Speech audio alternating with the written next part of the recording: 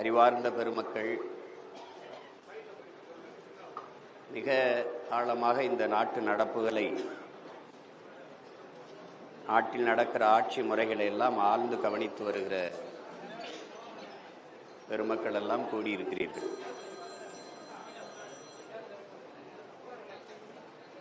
ஒரு காலம் வரும், அப்போது நேர்மையாக வாழ்வதென்பது உள்ளங்கையில் நெருப்பு துண்டை வைத்திருப்பதற்கு ஒப்பாக இருக்கும் என்று நபிகள் நாயகம் ஸல்லல்லாஹு அலைஹி வஸல்லம் அவர்கள் கூறுகிறார்.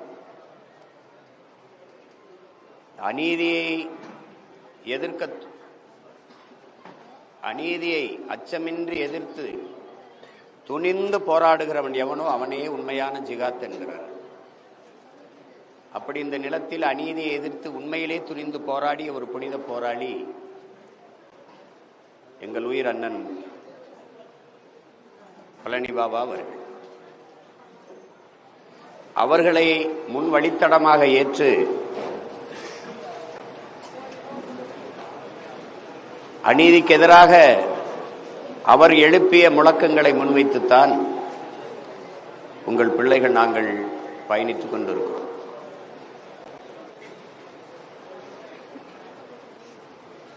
இங்கே என் தம்பி ஹுமாயூன் அவர்கள் சொன்னது போல, எந்த போராட்டமாக இருந்தாலும் நாங்கள் பங்கேற்காதது இல்லை. மக்களின் பிரச்சனைகளுக்கெல்லாம் மக்களோடு மக்களாக நின்றிருக்கிறோம்.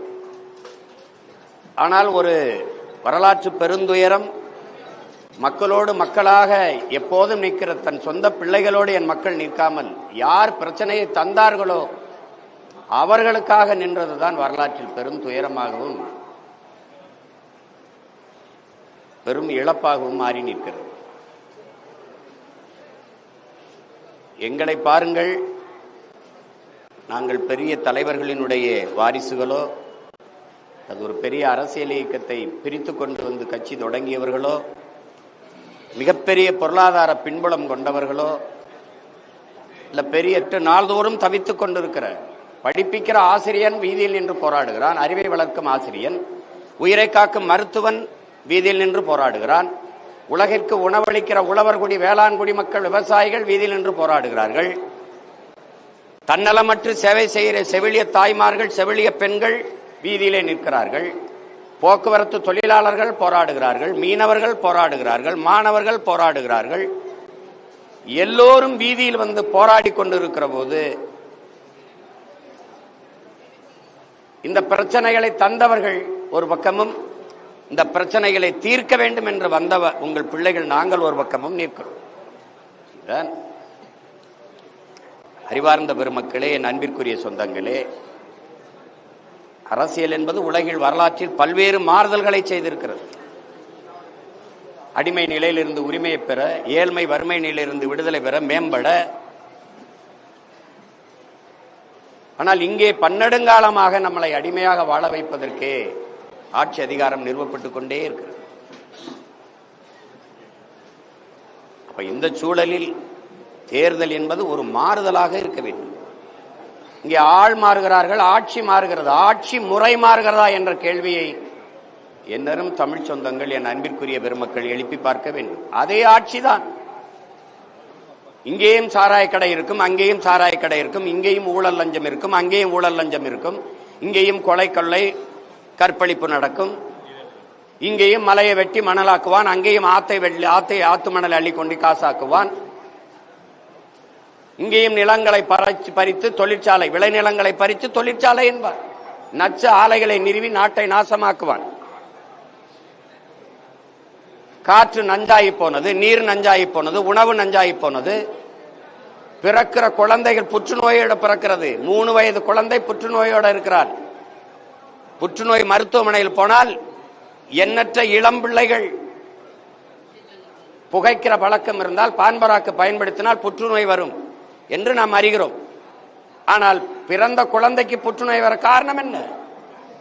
தாய்ப்பாலை தவிர எதையும் குடிக்காத குழந்தைக்கு புற்றுநோய் ஏன் வந்தது? தாயின் மாரிலிருந்து வந்த பால் நஞ்சாகி போனது, விஷமாகி போனது. காரணம், தாய் உண்ட உணவு நஞ்சாகி போனது. 100 மரணம் எடுத்தால் 90 மரணம் புற்றுநோய் மரணமா இருக்கு. காரணம், நச்சு காற்று. கந்தக தூசியை சுவாய்த்துக் கொண்டிருக்கிறோம். ஒரு மனிதனுக்கு 422 மரம் வேண்டும். ஒரு கார் வெளியிடுகிற நச்சு புகையை கட்டுப்படுத்த 6 மரம் வேண்டும். எத்தனை கார்கள், எத்தனை வாகனங்கள், எத்தனை மரம் இருக்கிறது என்று எண்ணி பார்க்க வேண்டும் அறிவு சமூகம். 28 மரம் தான் ஒவ்வொரு மனிதனுக்கும் இருக்கிறது என்று நம் நாடு கணக்கிடுகிறது. 28 மரம் இருக்கிறதா? உங்களுக்கு இருக்கிறதா? அப்ப காற்றை சுவாசிக்கவில்லை, நாம் கந்தக தூசியை, நச்சை சுவாசித்துக் கொண்டிருக்கிறோம். குடிக்கிற நீர் நீர்தானா? யார் கொடுப்பது? இந்த நீர் யாரோடது? இது குடிக்கிற தரத்தில் இருக்கிறது சான்று எவர் தருவது? எவர் தருவது? உலக உயிர்களின் தாய்ப்பால் இல்லையா இந்த தண்ணீர்? மனிதர்கள் நாம் கடையில் வாங்கி குடிக்கிறோமே, காக்கையும் குருவியும் கொக்கும் மானும் மயிலும் ஆடும் மாடும் நாய் நரியும் பூச்சியும் வண்டும் எங்கே போய் குடிக்கும் என்ற கேள்வியை ஒரு இந்த மானுட சமூகம் எழுப்பவில்லை என்றால் எப்படி? ஓர் இறையால் உருவாக்கப்பட்ட உலகம் நாம் நேசிக்கிறோம், போற்றுகிறோம். ஏக இறைவன் அல்லாவின் பிள்ளைகள் நாம் எல்லோரும். அப்ப அல்லாவால் படைக்கப்பட்ட பூமியில் அப்ப காக்கை குருவி கொக்கு வண்ணத்து பூச்சி ஆடு மாடு மரம் செடி கொடிகளுக்கு உரியதில்லையா இந்த நீர்? இது பூமி தாயின் மலை மார்பில் இருந்து உலக உயிர்களுக்கு வந்த பால் இல்லையா? இது எப்படி வியாபார பொருளானது? மனிதர்கள் தாகத்திற்கு கடையில் வாங்கி குடிக்கிறோமே, மற்ற உயிர்கள் என்ன செய்யுங்கிற கேள்வியை ஏன் எழுப்பவில்லை? இது குடிக்கிற நீர், குடிக்கிற திறனில் இருக்கிறது, குடிக்கிற தன்மையில் இருக்கிறது என்பதை சான்று கொடுத்தது யார்? இது தண்ணீர் போல ஒன்று என் உடன் பிறந்தார்களே, இது தண்ணீர் அல்ல, இது தண்ணீர் அல்ல. தண்ணீரில் தனித்த உயிர் கிடையாது தண்ணீருக்கு. ஆனால் தண்ணீர் இல்லாமல் உலகில் ஒரு உயிரும் இல்லை. தண்ணீருக்குள் பல கோடிக்கணக்கான கண்ணுக்கு தெரியாத நுண்ணுயிரிகள் இருக்குது. அந்த நுண்ணுயிரிகளை கொன்றுவிட்ட பிறகுதான் இந்த போத்தலில் அடைக்கிறார். அப்ப தண்ணீரால் மனித உடலுக்கு வரக்கூடிய ஆற்றல் அங்கே கொல்லப்படுகிறது. இது தாகம் நிற்கும். ஆனால் தண்ணீரால் மனித உடலுக்கு வரக்கூடிய திறன், ஆற்றல், சக்தி இதுல இல்லை. எவ்வளவு காலத்துக்கு உறிஞ்சி உறிஞ்சி ஒரு முதலாளி விற்பான்? ஒரு காலகட்டத்திற்கு. அப்போ இப்போதே நீரற்ற நிலமாக பூமி மாறிவிட்டது என்று ஐநா பெருமன்றம் அறிவிக்குது. அதை பற்றி கவலைப்படுகிறார்களா? தமிழ்நாட்டில் 10 மாவட்டத்திற்கு மேலே நிலத்திலே நீர் இல்லை என்று அறிவிக்கிறார்கள். அந்த அறிவிப்பு தான் அரசின் வேலையா? அந்த நீர்வளத்தை பெருக்கிற வேலை, பெருக்கிற செயலை யார் செய்வது என்பதுதான் இங்கே இருக்கிறது. முன்னாடி நிற்கிற உங்கள் மகன் உங்களிடமிருந்தே வந்தவன். நான் இந்த நாட்டை ஆள வேண்டும் என்று வந்தவன் அல்ல. எல்லோரையும் போல என் மக்கள் உரிமை பெற்று பாதுகாப்பாக வாழ வேண்டும் என்று வந்த பிள்ளை. பதவிக்காக வந்தவன் அல்ல, மக்களின் உதவிக்காக, பணத்திற்காக வந்தவன் அல்ல. நான் பிறந்த பெருமை மிக்க இனத்திற்காக வந்த மகன். இல்லை என்றால் 1 விழுக்காடு, அரை விழுக்காடு, 1/4 விழுக்காடு வைத்திருக்கிறவெல்லாம் பேரம் பேசி, சீட்டு நோட்டு பேரம் பேசி கூட்டணி வைக்கிற போது 8.5 விழுக்காடு 36 லட்சம் வாக்க வைத்திருக்கிற உங்கள் மகனுக்கு எவ்வளவு கோடிகள் பேரம் பேசியிருப்பார்கள்? எவ்வளவு சீட்டு, எத்தனை பதவியை பேரம் பேசியிருப்பார்கள்? ஏன் சமரசம் கிடையாது? சமரசம் கிடையாது. ஏன் சத்தியத்தின் பக்கம் நிற்க வேண்டும் என்று படித்த மகன். அதனால் இந்த நாட்டில் நல்லாட்சி என்பது வெறும் சொல்லாட்சியாக இருக்கிறது. உண்மையிலேயே எங்களின் புரட்சி பாவலன் பாடியது போல எங்கள் திருநாட்டில் எங்கள் நல்ல ஆட்சியே, அந்த நல்லாட்சியை நிறுவ வேண்டும் என்கிற பெருங்கனவோடு உங்கள் பிள்ளைகள் நிற்கிறோம். அது உங்களுக்காக நிற்கிறோம், உங்களோடு நிற்கிறோம். எனவே அன்பு சொந்தங்கள், எப்போதும் நீங்கள் சரியானதை செய்வீர்கள். இந்த தேர்தலிலும் சரியானதை செய்யுங்கள். எது உங்கள் மனச்சான்றுக்கு, உலகெங்கிலும் மாறுதலை ஏற்படுத்தியவர்கள் மனச்சான்று வழி நடத்தியபடி நடந்தவர்கள் தான் என்கிறான். நாங்கள் அந்த மனச்சான்று வழி நடத்துகிறபடி நடக்கிறோம். உங்கள் மகன் நான் கால்கள் வழி நடத்தி நடப்பவன் அல்ல, என் கனவு வழி நடத்துது.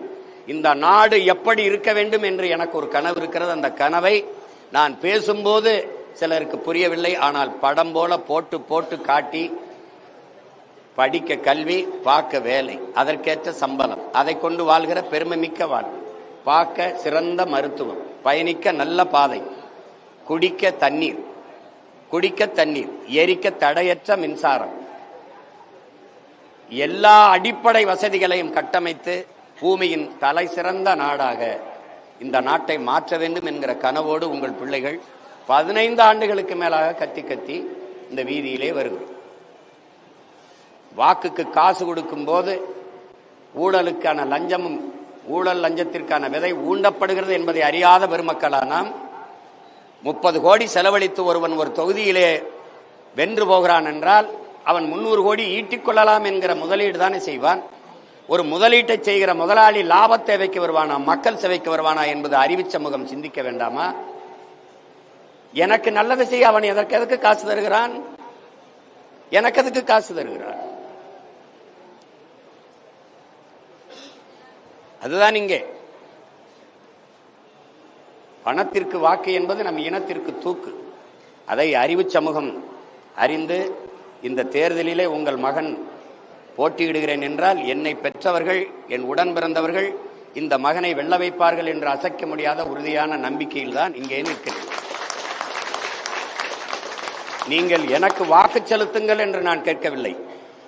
எங்கள் பிள்ளை, என் மகன் சீமான் வெல்ல வேண்டும் என்று ஏக இறைவன், அளவற்ற அருளாளன், நிகரற்ற அன்பாளன் அல்லாவிடம் துவா செய்கிற ஒவ்வொரு நேரத்திலும் இந்த மகனுக்காக ஒரு நொடி துவா செய்யுங்கள் என்று அன்போடு வேண்டுகிறேன். நன்றி, வணக்கம்.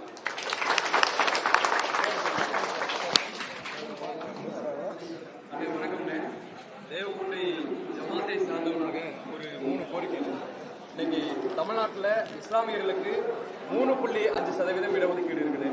அதை முடிஞ்ச அளவுக்கு எண்ணி கொடுக்கணுன்றது தான் நம்முடைய இலக்கு. 7%ஆகவோ அதுக்கு மேலேயாகவோ உயர்த்தி கொடுத்தா நல்லா இருக்குது. இன்னொன்று சொல்லி முடிச்சிருக்கேன். அதே போல இந்த மண்ணை பொறுத்த வரைக்கும், ஏன்னா நீங்க காரைக்குடி சட்டமன்ற தொகுதி வேட்பாளராக நிற்கிறீங்க, இந்த மண்ணை பொறுத்த வரைக்கும் படிச்சுட்டு வெளிநாட்டில் போய் அடிமை வேலை செய்யறதான இன்னைக்கு இயல்பா இருக்கு. எல்லா இளைஞர்களும் தன்னுடைய அம்மா இறந்து போனது கூட வர முடியாத சூழ்நிலை இருக்காங்க.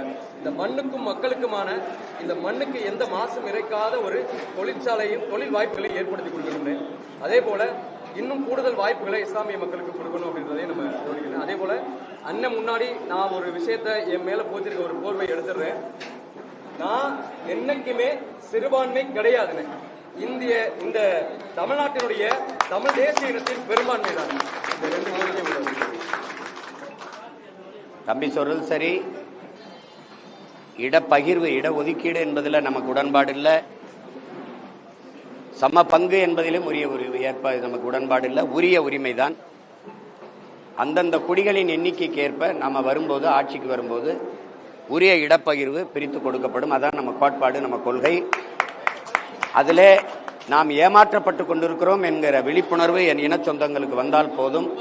நமது ஆட்சி வரும்போது உறுதியாக அவரவருக்கு உரிய இடங்கள் முறையாக பகிர்ந்து அளிக்கப்படும் என்கிற உறுதியை அல்லாஹ் மேல் ஆணையிட்டு நான் சொல்லுகிறேன்.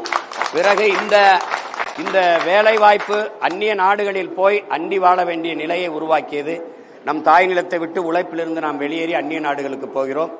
அந்நிய மாநிலங்களிலிருந்து நம் தாய் நிலத்தை நோக்கி வேலை வாய்ப்பை ஆக்கிரமித்து நம்முடைய வாழ்விடத்தை, நம்முடைய வேலை வாய்ப்பை செய்து கொண்டிருக்கிறார்கள்.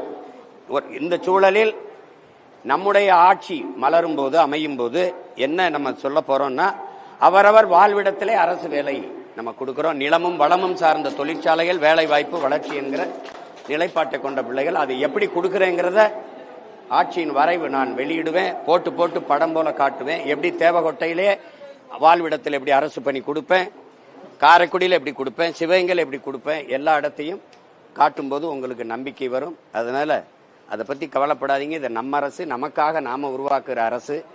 அது மக்களின் நலனை தவிர வேற எதையும் முதன்மையாக சிந்திக்காது. நன்றி.